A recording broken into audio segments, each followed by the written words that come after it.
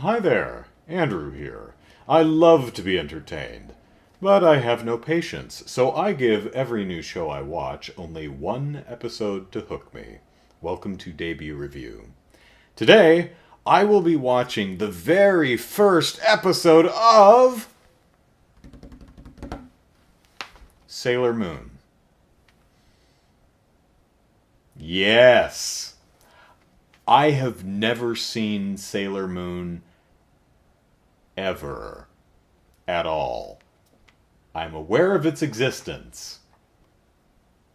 There's like 5 of them, and they're color coded, and they're named after planets, except Sailor Moon, who's named after a moon, which isn't a name, it's just a description of what it is. I mean, you think it would be Sailor Moon, Sailor Star, Sailor Planet, Sailor Comet, but no, it's, if I'm remembering correctly, it's Sailor Moon, Sailor Venus, Sailor Mars, Sailor Jupiter, Mercury. Whatever, probably a translation thing. And they fight evil. I think they're just high school kids who do the magical girl transformation, except they look exactly the same. They're just wearing a different outfit. I don't know if that comes into it. There's like a talking cat and a guy in a tuxedo and top hat. That's about all I know. So let's look at the show description here. Usagi.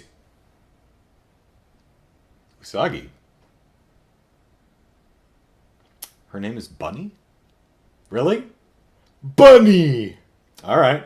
Usagi Tsukino is a schoolgirl who is always finding herself in unwanted trouble, as opposed to the wanted trouble that we sometimes thankfully find ourselves in. Okay. One day she meets a talking cat who reveals that dark forces are threatening the innocent. The innocent.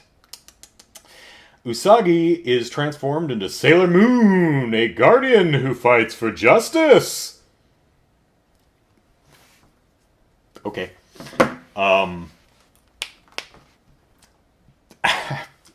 Let's give it a watch.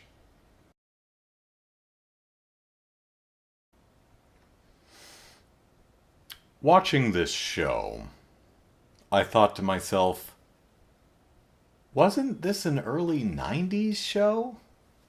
It looks much older. The style of the show, the animation style, tells me 80s, possibly even 70s. So I looked it up before I hit record, and yeah, early 90s. I think the manga was 91 and the anime started in 92. Deliberate style choice, I guess. Alright. It was just weird because I look at it and go, is this from the 80s or possibly the 70s? But no, yeah, it's 90s. Unless Wikipedia is lying to me. So, it's really good. It's not for me, but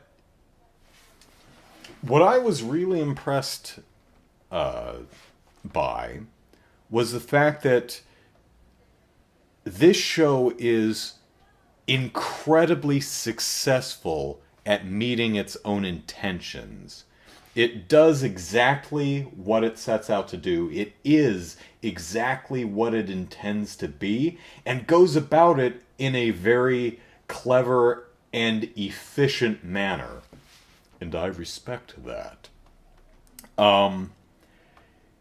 The art direction is always clear. The comedic and even dramatic timing is incredibly on point. The music is really good. First of all, the opening theme song is just kick-ass. But the incidental music throughout the show is not only good, but incredibly supportive of the narrative and action on the screen. I was really impressed by this show. Am I going to watch episode 2? No. no, it's not for me. Uh, but damn, really well put together shows. So clappity clap clap, kudos kudos. Um, you know how a lot of shows, not just anime, but shows in general, can be very awkward with how they introduce information, like character relationships, for example. It'll be like, "Oh, hello, Stephen, who is my brother." Maybe not that bad, but that kind of, oh, okay, we're telling the audience that this person's name is Steven and he's this character's brother, but surely we could come up with a more natural way of communicating that, right? This show manages to do that. You figure out character names and relationships, and none of it feels awkward and forced like that. Something that sticks out, for example, is Usagi and her friend go to a. They're like, hey, there's a sale at the jewelry store. Let's go, because we like jewelry. Jewelry is fun. So they go to the jewelry store, and there's an establishing shot of the jewelry store. So we get a good sense of the store's geography, which actually comes into play later in the show. And you have a crowd of people in there going, oh, trying on jewelry, and this is so cool because, oh, this is neat. And you have the woman who's obviously the proprietor of the place on like a bullhorn going, okay, everybody, it's everything is on sale, have fun, the blah, blah, blah, blah, blah. And it's like, okay, so instantly we know the geography of the location, we know what it looks like, we understand that there's a crowd there and people are excited and how they're reacting to it and who the proprietor of the business is and how she's driving things. And Usagi's friend, they comment on the area and she says, it looks like mom is really getting into the business thing. And the camera cuts to the woman who we've already established as the proprietor of the establishment. And you're like, oh, okay, proprietor of the establishment is this gal's mother. I was like, that's a really natural, organic way to introduce that without beating me over the head with it. So, clappity clap, kudos, kudos. So things like that really work very well. There's also some very good comedic and the timing, the editing and timing is really good and supports the comedy and the even genuine tension in a lot of places. There's Usagi failed her English test. She got a 30 on it, and English is hard.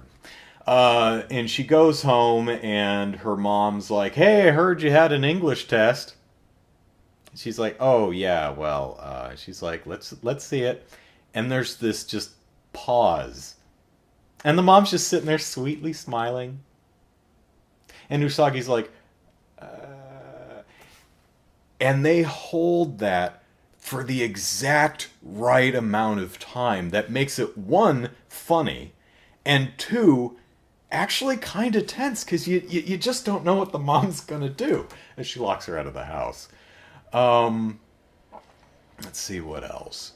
There's a sequence where the talking cat, Usagi, there's a bunch of kids picking on the cat, and she says, "Hey, you damn kids, piss off!" And, "Oh, are you okay, kitty?" And the kitty, like, jumps up in the air and does a backflip and lands on a car and looks at her. And Usagi's like... And the cat walks towards her. And even... me, sitting here watching a really old cartoon targeting an audience that is not me, is like, what's gonna happen? It's like, this is kind of, because there's something up with it. Now I know it's a talking cat, but you're like, what's gonna happen here? There's another sequence where the mom, the proprietor of the jewelry store, turns out to be a doppelganger. And they set that up, and it's not exactly foreshadowed, it's just revealed, but it's done in a really interesting way. Because while the girls are at the store, having fun trying on jewelry and such, the mother's like, yes, everybody, you're all happy, and then it does that typical anime thing. If you've seen Death Note, you've seen them do this all the time, where... where they like change the lighting and Light's eye color to communicate that this is his, the face under the mask and his internal monologue, what he's actually thinking. They do that with this mother character who is like, yes, yes, try on the jewelry and your souls will be delivered to our master. That kind of a thing. You're like, oh dear.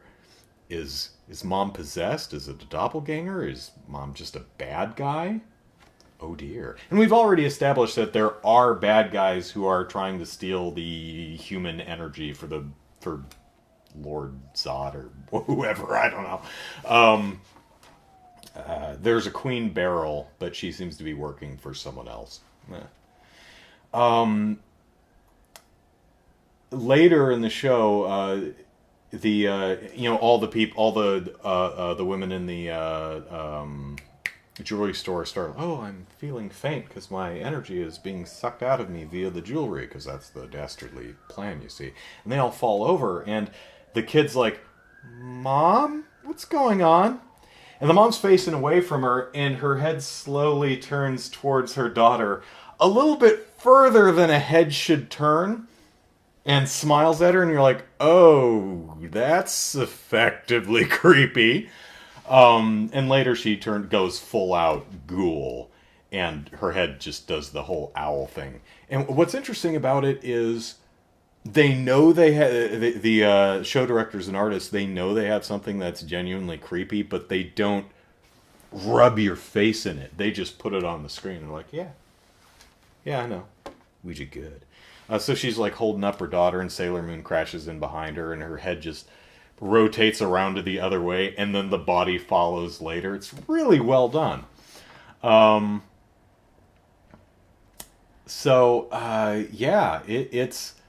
It's corny, it's goofy, it's very childish. It's obviously targeting a very young audience, but as I said at the beginning, it knows exactly what it is, knows exactly what it wants to do, and does it extraordinarily efficiently and extraordinarily well.